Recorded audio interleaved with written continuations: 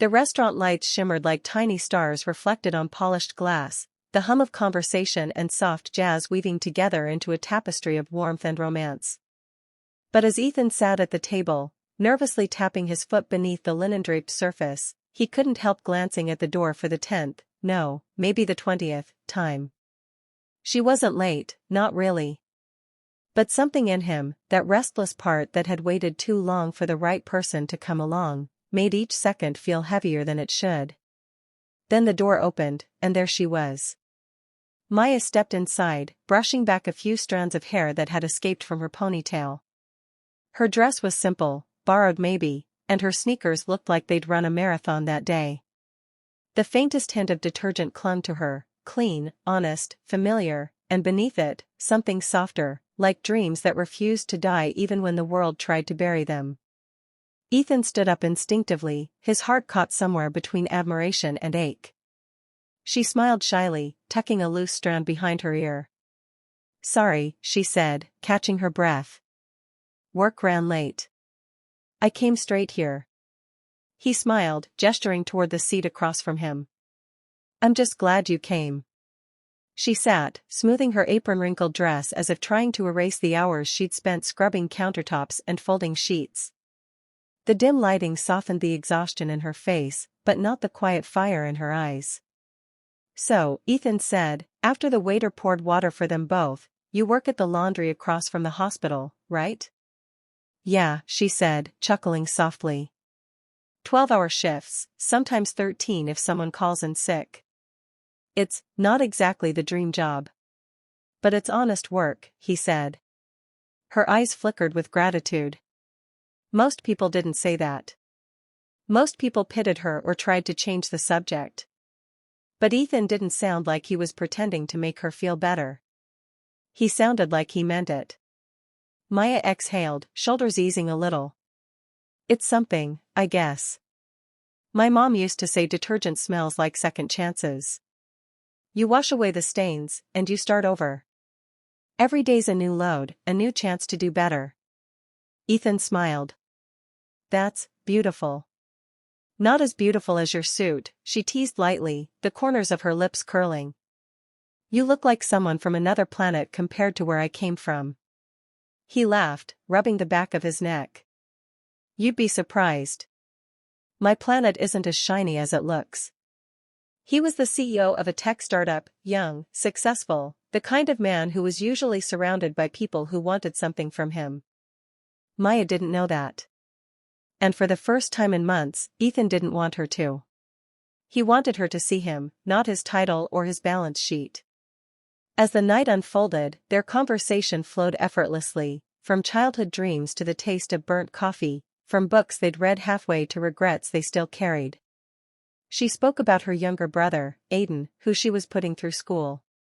About how her father had left, and her mother had passed 2 years later, leaving her with bills and promises she'd sworn to keep.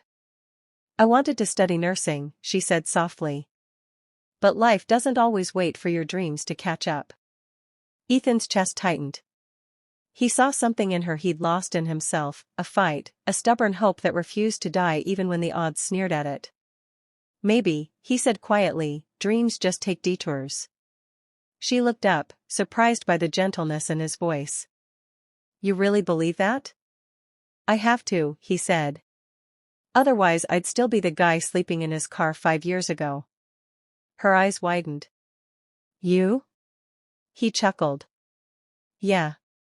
My company was just an idea back then, and I had nothing but a laptop and some bad coffee. I almost gave up, more than once. But I didn't." She leaned forward slightly, intrigued. "So what made you keep going?" He paused, looking at her, at the way she still smelled faintly of soap and hope. "Maybe I was chasing the same thing you are, a reason to keep believing it's all worth it." The waiter brought their food then, her simple pasta, his steak, and they ate with the ease of two people who didn't need to impress each other. By dessert, the heaviness in her shoulders had lifted, replaced by laughter that rang like wind chimes in a quiet street.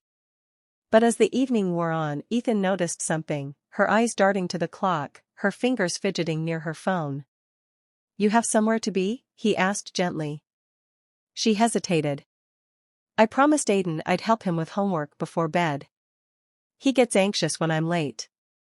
Ethan nodded. Of course. Let me drive you home. She shook her head quickly. No, it's okay. You've done enough. I'll take the bus. Maya, he said, voice low, sincere. Please. It's the least I can do. She hesitated, then nodded, smiling. All right. The drive was quiet at first, the city lights flickering across her tired face.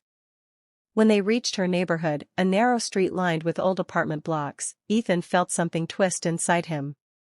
Kids played under dim street lamps, their laughter echoing against cracked walls. The world here was smaller, harder, but alive. She turned to him as he parked. Thank you for tonight. Really? I haven't felt this light in a long time. He smiled. Then let's do it again. She hesitated, biting her lip. You sure you want to? Why wouldn't I? Because I'm the girl who smells like detergent, she said softly. And you're the guy who probably smells like success. He looked at her for a long moment. Then maybe I need more detergent in my life.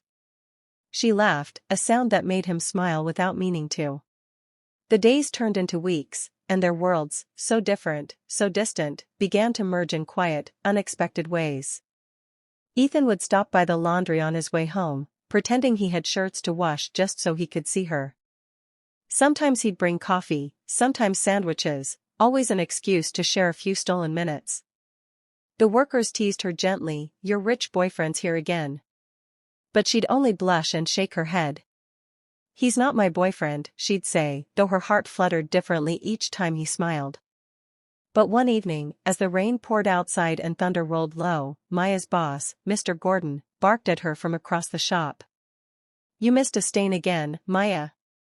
You think people pay for this kind of work? I'm sorry, I'll fix it. You always say that. You're lucky I don't fire you right now. Ethan, standing quietly near the counter, clenched his fists. He wanted to say something, to defend her, but Maya shook her head slightly, a silent plea not to make things worse. When they stepped outside, she forced a smile. Sorry about that. He's just, like that. Ethan exhaled. You shouldn't have to put up with that. Maybe not, she said, but right now, it's all I have. Something inside him broke a little. He wanted to fix it, to fix everything for her. But he also knew that if he swooped in like a hero, he might take from her the very strength that made him admire her. Still, he couldn't stop thinking. That night, while she helped Aiden with homework, Ethan sat in his office staring at his laptop. Then he made a call, to a friend who managed a nearby hospital's laundry division. Hey, he said, I know someone you should meet. Hard worker. Honest. She deserves a break. A week later, Maya walked into the hospital laundry department for an interview. When the manager shook her hand and said, Ethan recommended you, she froze. Ethan? He hadn't told her. And when she got the job, a better salary, kinder hours, she cried. But not out of joy. Out of confusion. Gratitude tangled with pride in a knot she couldn't untie. That evening, when she met Ethan at their usual cafe, she looked at him differently. Why did you do it? She asked quietly. Because you deserve more, he said simply. Her eyes glistened. I wanted to earn it myself. You did, he said, reaching across the table. I just opened a door. You walked through it. She looked at him for a long time, and something unspoken passed between them. Trust, gratitude, maybe love beginning to take shape. Months passed. Maya thrived in her new job, her laughter lighter, her steps quicker. Aiden got into a good school. Life was still hard, but it was better. And one evening, Ethan took her to a rooftop garden overlooking the city. The skyline shimmered like a promise. I used to think success was about what you build, he said softly. Now I think it's about who you build it with. She looked at him, her eyes reflecting the city lights. Ethan, I'm just